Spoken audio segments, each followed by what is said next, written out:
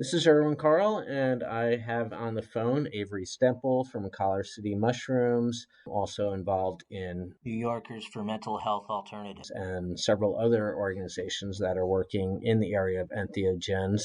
So I will turn it over to you, Avery, so you can kind of introduce the concept of entheogens or therapeutic psychedelics, whatever you want to call them, and then what are some of the things happening on the legal front in New York State right now.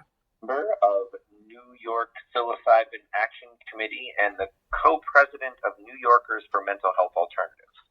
We are an advocacy group that is working with legislators to create an accessible system for psilocybin and, down the road, other entheogenic substances that can help people heal, because we believe that no one should be criminalized for their attempts at healing, especially when using natural substances such as psilocybin-containing mushrooms. So what we have done so far in the past few years that we've existed is build a coalition of people across New York State that involves psychedelic societies from Brooklyn to Buffalo, and health practitioners also ranging across the state, as well as researchers and other advocates. And we are currently talking to multiple assembly members in New York, the assembly, in order to plan out how the next year's legislative session is going to roll in regards to psilocybin accessibility. So in 2022, Pat Burke and Linda Rosenthal were two assembly members that proposed psilocybin accessible bills.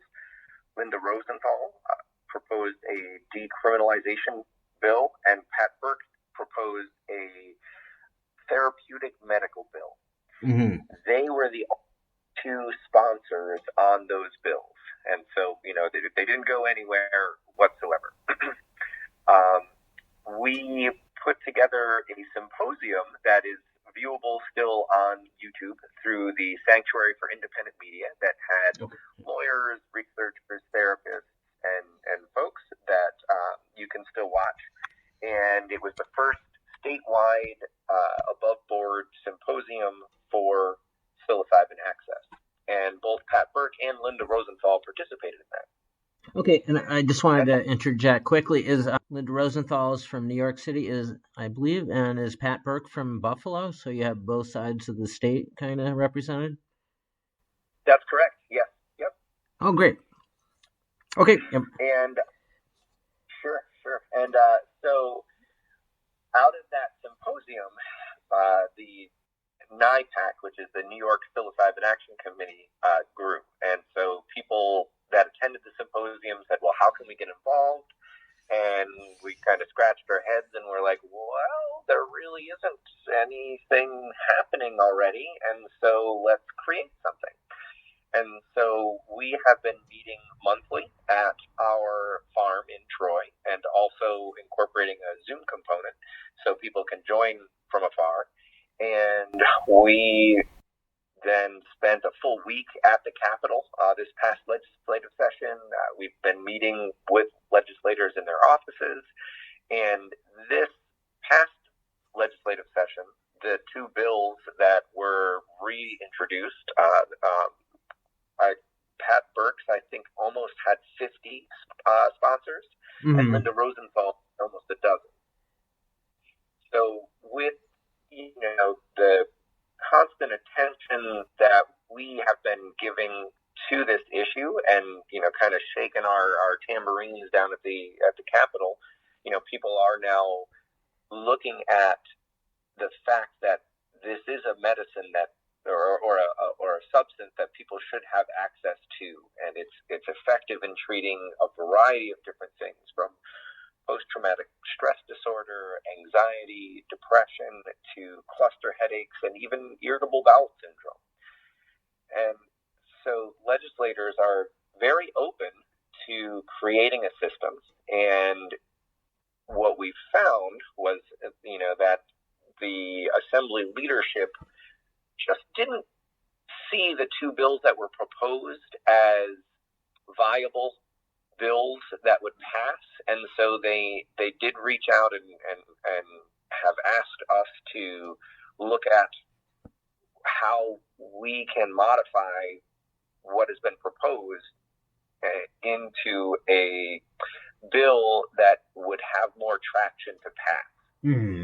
Yeah. Yeah, the old calculus of what is legislatively possible. Yeah, and we, we're hoping to get as much access for as many people as possible. We definitely don't want to go a strictly medical route, because there are so many conditions that can benefit from using psilocybin in particular to heal that are often misdiagnosed or not diagnosed. Some of our members are impacted by cluster headaches, and cluster headaches often take 6 years to get an accurate diagnosis. And if someone is starting to be impacted by them, waiting for an official diagnosis and then a prescription of a substance that can help, you're looking at multiple years down the road where, if someone has access to a substance that could help and gives it a try, whether it does or doesn't, is would be to be seen. But the fact that it would be available for their potential use is absolutely incredible. All right, and for our listeners who aren't aware, cluster headaches are actually worse than migraines, so you want to quickly define them and some of the groups of people who are affected by them? Yeah, and the two systems that have rolled out legally in the United States so far, in Oregon and Colorado, follow that therapeutic medical model. And for people who are impacted with cluster headaches, they don't want to schedule time with a therapist and go have a session and have someone hold their hand. They need it like an aspirin. They have the headache coming on. They need to take it and basically have it work its way through the serotonin distribution systems and cut down the impact of the headache. And the therapeutic medical model doesn't allow for that. Okay. And then so happens to be tomorrow, on November 13th or 14th rather. And Allison Hoots is a lawyer based out of the Rosendale area, and she works with groups in New York to help navigate using entheogens as religious sacraments in their ceremonies. So she is going to be talking about, the pathways that people can right now follow in order to try to get access to some of these entheogens in order to access them on a spiritual level. Right. And, there's loopholes. We do have religious freedom, but there's always the risk of the DEA coming down and saying, not this one, not this time. And that's something also that hopefully will be changing soon, or some aspects of the DEA's reach, because Dr. Sunil Kumar Agarwal, who is a hospice and palliative care doctor, typically working with ketamine-assisted therapy, was asked by two of his patients to try psilocybin. And the FDA has declared it a breakthrough therapy, approved its use. The Health and Human Services Department approved their application and use. And there was one other department whose name is eluding me right now. But anyway, the DEA, with all of that yes, still said no. And so his team took them to the 9th District of Appeals Court down in Arizona and sued them for access. and the court listened to their both sides of the case and has agreed to take the case and is allowing that to go to trial. So that is an extremely exciting legal action that's unfolding right now, on top of all the bills and proposals and things like that across the country, is that the DEA is now actually being, taken to task for denying access to psilocybin for these end-of-life patients. Mm-hmm. Yeah. Well, I think that's one of the complicating issues is the disconnect between state and federal laws, and that still exists with marijuana, which has been broadly legalized in medicinal and recreational uses, and we'll probably be facing the same thing with broad classes of all the entheogens. Yeah.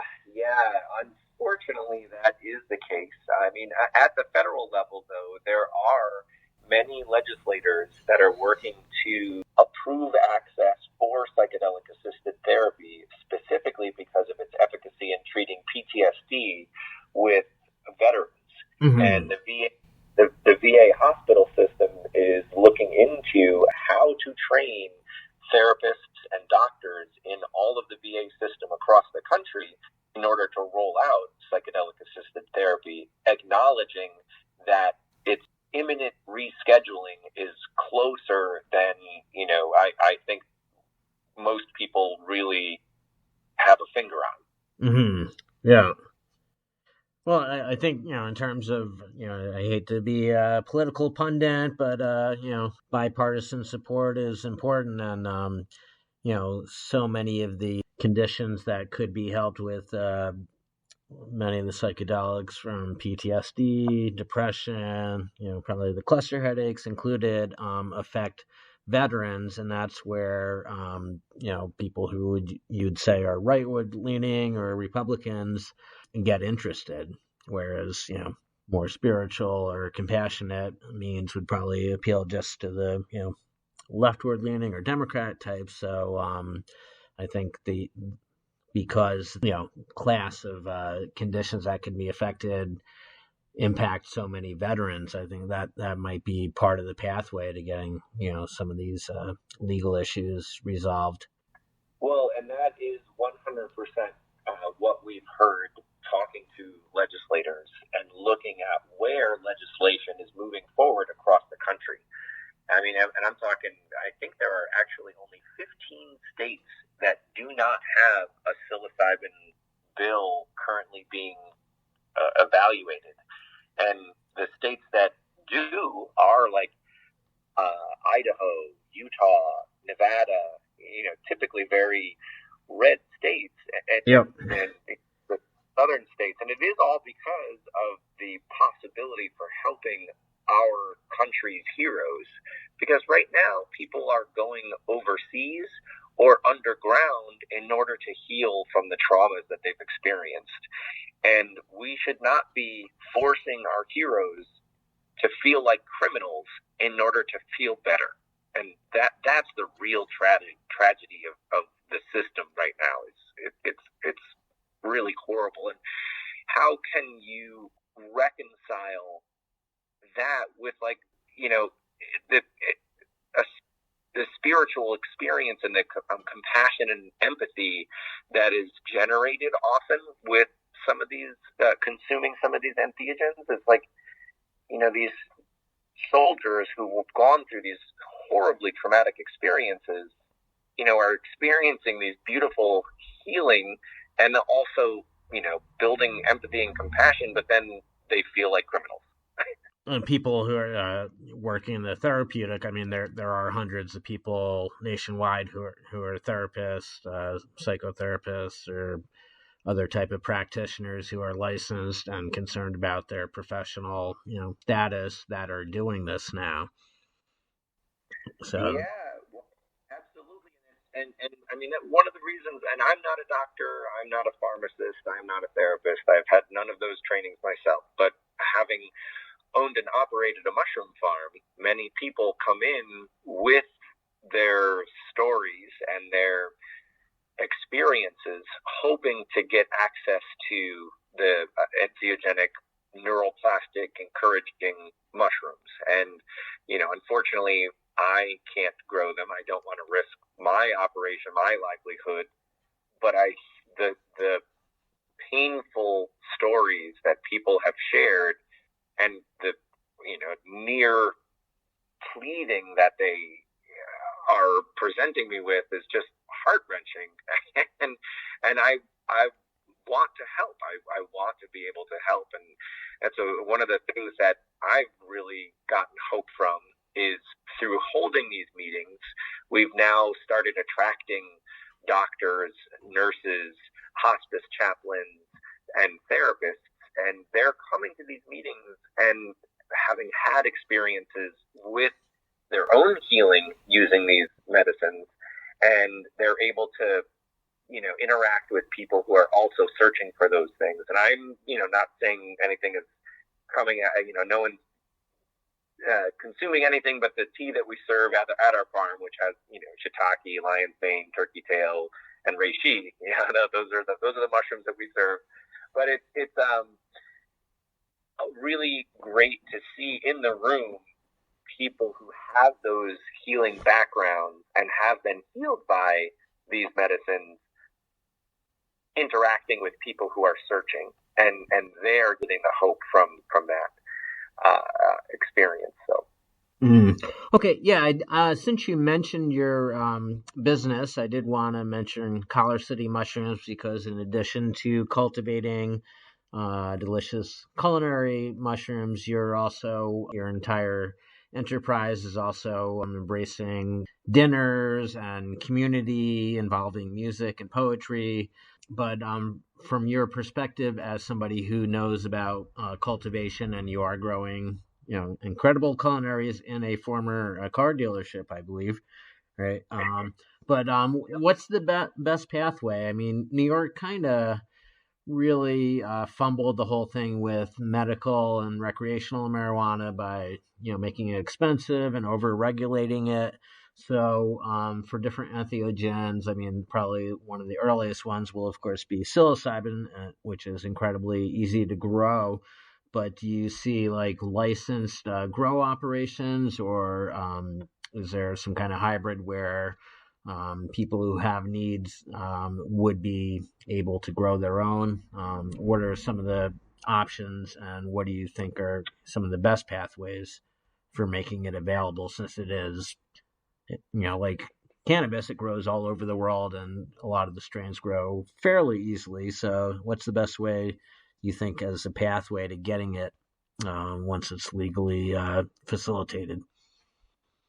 Sure. Yeah. Well, I mean, and what we've been encountering as we've been advocating really is reiteration of misinformation and the entangled lies that were woven to keep these substances, or to make these substances illegal, and then to keep them illegal. And so one of the things that we're proposing is an education course that one would have to take to it in order to get, not licensed isn't the right word, because we found that, creating a licensing system involves so much bureaucracy and the creation of new departments and everything. Yeah. But essentially, someone would have to take a 20-hour course online, and then a test that would show possible effects, contraindications,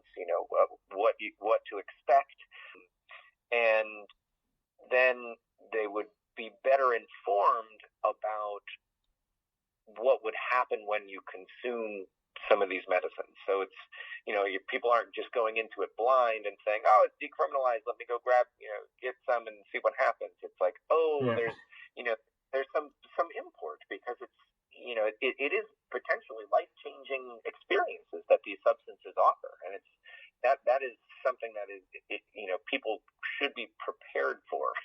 And then, basically there's going to be a few tiers of permitting.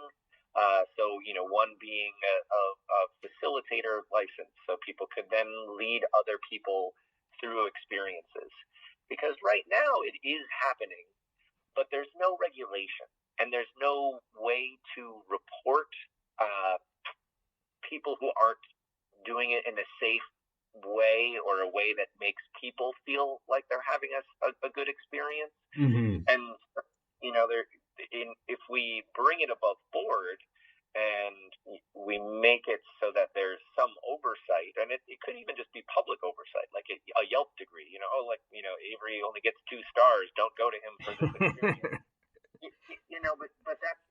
But some way that people can tell how people have gotten an experience with someone, I think is absolutely critical. And right now it's all, because it's underground, it's guesswork.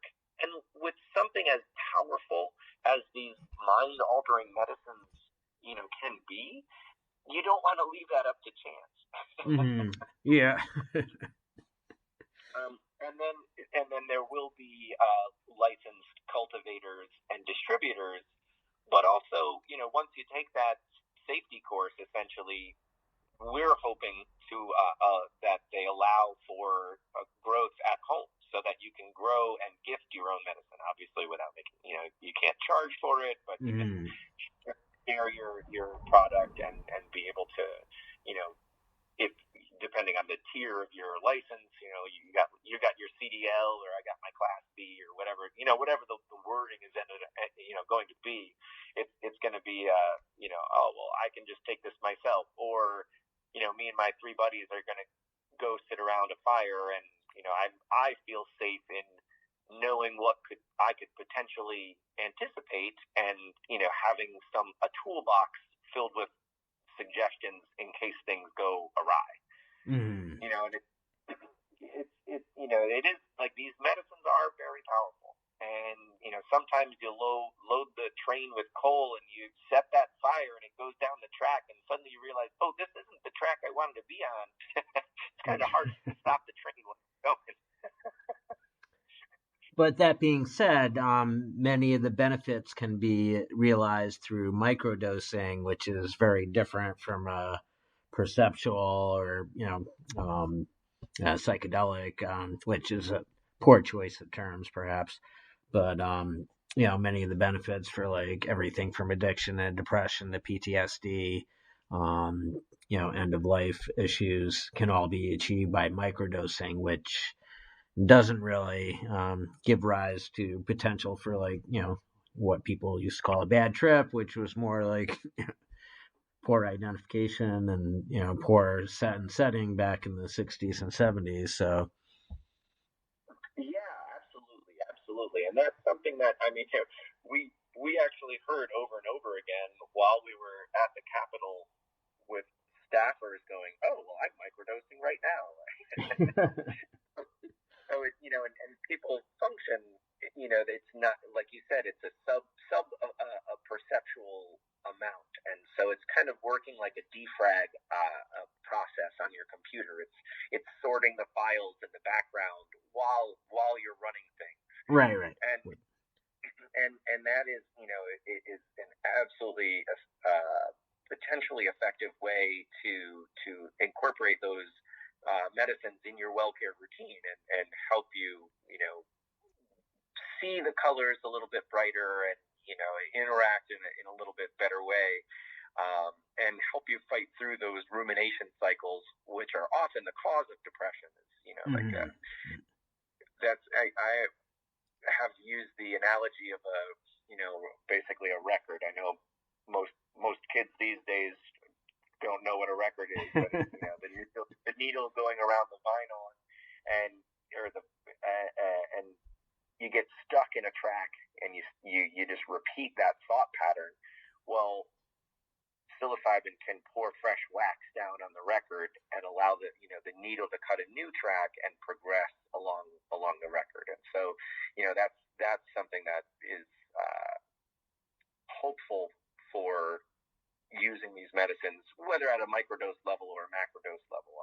It can be effective. Mm-hmm. Yeah. Okay, and just looking back to last week, there was an election, mostly local races in most cases, but people in the House were up for re-election too. So anything jump out at you from the election that gives any indication of what might happen next year with legislation at the New York State level or the federal level having to deal with entheogens? I haven't seen any, like the local folks that I've been following, they weren't up for re-election. Most of the people that sponsored the bills in the past, I think, are returning. I didn't look at any federal things as of yet. I know that we in Troy proposed a referendum for decriminalizing just in the city of Troy. And the woman who was the president of the city council, who was very open to the idea, is now mayor. And so we're hoping to revisit that idea with her now that she's in a different seat, and see what her her thoughts are now that she has a different perspective of governance there. Yep, and that raises the question: is it going to be kind of stitched together, where some of the we're going from the city level up, the state level, maybe something will happen in the federal level and trickle down. So we're going to have like a whole patchwork of different things getting passed, but probably within the next couple of years. Yeah. I mean, it's definitely working differently in different states. So California, they had a bill that passed both the Assembly and their Senate, but then Governor Newsom vetoed it because he didn't feel that it afforded strong enough guardrails for access. And so the advocates over there then, and California has the ability to do this, New York does not, but they are now going forward with just a citizen referendum that would be on the ballot across the state, and then it's no longer up to elected officials, it's up to the population to actually approve or deny. So, that is something that's happening out west. Here in the east, there's a group in Massachusetts called Bay Staters for Natural Medicine, and they have gotten 5 municipalities to decriminalize psilocybin in particular. Salem, Northampton, East Hampton, Cambridge, and one other, but they've been spreading their influence and their advocacy into Maine, into New Hampshire, and into Connecticut. And so, they're working at those small grassroots levels. And here in New York, yes, there are some people who are talking with local municipalities, but I'm really hopeful for a statewide law being passed within the next year or two. It really seems like there's enough traction and interest and passionate lawmakers, in addition to the advocates, that really want to see the way that the drug war has impacted people end. We need to stop criminalizing people who are leaning on various substances for healing and help them navigate different pathways to healing, because that's what I think that New Yorkers for Mental Health Alternatives is such a great name, because breath work can create a psychedelic experience. Right. Drumming, you get into a good drum circle, and you're transported. But and all of these things can be healing, and creating a community around the idea that healing isn't always just one thing, and that there's so many different paths to success, and helping people navigate the paths that they're trying while offering help, is, I think, the best way forward. Yeah, you make a good point about focusing on the mental health aspect. I think it was Jonathan Ott was really opposed to the term psychedelic, which has many negative connotations, and it's got connotations that are just incorrect. So maybe entheogens is more appropriate to look at the class of substances that would actually be legalized. But, it's a push-pull thing. Like, we're not looking at getting these substances out there. It's like we're looking at addressing these problems, and these are the tools to do it. Right. And even just like those words, exactly, like entheogen, meaning, embracing the divine within, versus psychedelic, which really at its root means mind manifesting. Yeah. And it was Humphrey Osmond which coined that, and who was it? Aldous Huxley wanted them to be called phanerothymes, which talk about words that don't trip off the tongue, Yeah. Yeah, not quite mellifluous enough for somebody at a Grateful Dead concert trying to give you shrooms. Yeah, but I do like that, and psychedelic as a term itself, I think just got colored strangely because of the misinformation and the wave of use and abuse that happened in the 60s and 70s, with like massive amounts of people just, using it, and then the fear mongering that happened, during the Nixon administration that created the scheduling of all of these substances. But I like psychedelic because it does open your mind.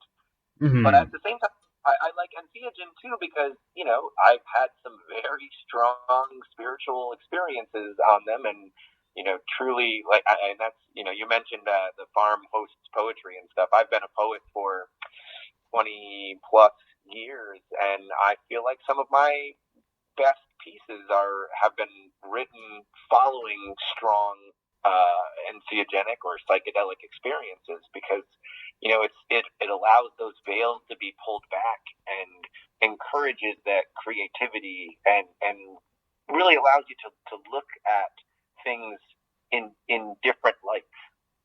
Yep. Okay, so been on for a while, so I want to wrap up. So you mentioned New Yorkers for Mental Health Alternatives. Are there one or two other groups, if people really want to pursue this and are interested in advocacy or signing petitions or whatever, where are a few places people can go to support this? And then remind people who want to listen in on Tuesday to Allison Hoots about some of the legal issues, how to get signed up for that or registered so they can attend virtually. Sure. Well, so starting on Tuesday, our meeting is from 7 p.m. to 8:30 p.m. You can attend in person here in Troy. You can also attend through Zoom, and that link is at the NY Psilocybin Action Committee Instagram page in the bio. There's like a link tree, and I think the first link is the Zoom link. Okay. Depending on where you are, there's a variety of psychedelic societies that are gathering and helping with integration circles and creating social experiences, like yoga and meditation opportunities all across the state. And that is one of the things that we're working on building is creating a page where people can find their closest network. Mm-hmm. But I know there's the Brooklyn Psychedelic Society down in, obviously, Brooklyn. There's the Hudson Valley Psychedelic Society down there in the Kingston area. And there's the Psychedelic Society of Western New York, which goes from the Finger Lakes region, I believe, out towards Buffalo. And those three have active social media pages that you can kind of find out what their members are doing and how to become involved. Mm-hmm. Okay, great. And obviously, like any other piece of legislation, people should also educate themselves about who's your representative in the state Senate, the state assembly, the federal level. Hopefully people know their senators, but even who's in the House of Representatives. But these groups can kind of help coalesce coalesce people who want to really start pushing this, because there's a great need and a great desire out there. All right, and for people who are just interested in your delicious culinary mushrooms and some of the cultural events, how do people find out about Collar City Mushrooms? Sure, yeah. You can follow us on social media. We are just Collar City Mushrooms on Instagram and on Facebook. There might be underscores for the Instagram. We also do have a website that is just collarcitymushrooms.com. And we send out a monthly newsletter that has all of the updated things that happened during the month and what we have coming down the pipe.